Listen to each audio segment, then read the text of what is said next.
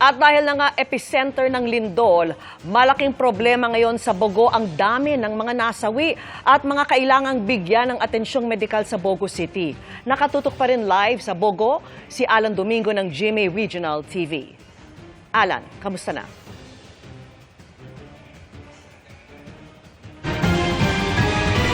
Okay.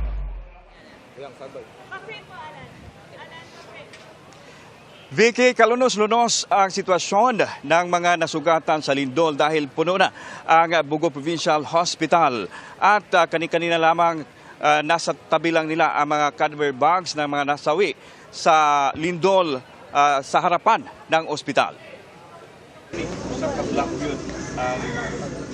Sa lakas ng lindol kagabi, nadaganan ang mga pader ang hilera ng 10 bahay na ito sa barangay Pulang Bato ng Bogo City.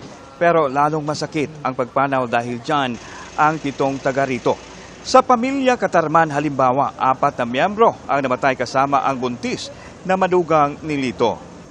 Mangayo lang ko og inabang bahin sa pinansyal sa akong anak o sa akong apo nga mahipos na ko. Maging sa Bogo Provincial Hospital, sunod-sunod ang dating ng mga bangkay mula sa iba't ibang lugar sa lungsod at ibang bayan sa Northern Cebu.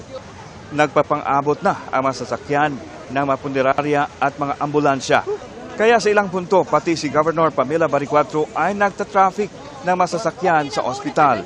Lalo't may mga sugatan din na itinatakbo rito o ililipat naman sa iba pang ospital sa Cebu.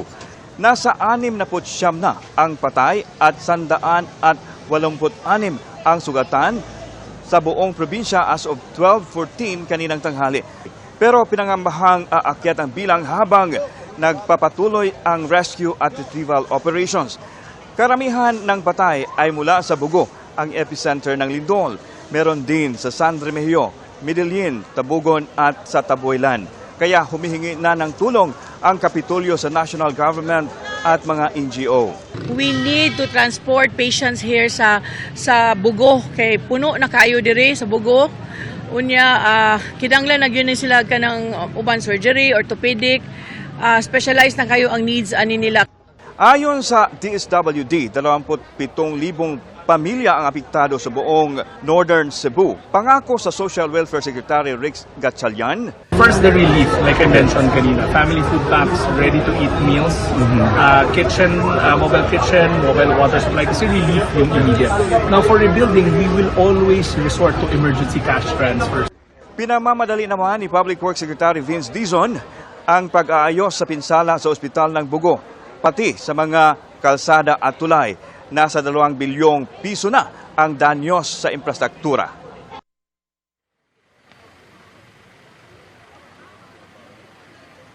Vicky, patuloy pa rin naranasan ang medyo malakas na aftershock kaya nagdulot ito ng takot at pangamba ng ating mga kababayan. Samantala, humihingi sila ng tulong katulad ng ready-to-eat na pagkain at tubig na mainom.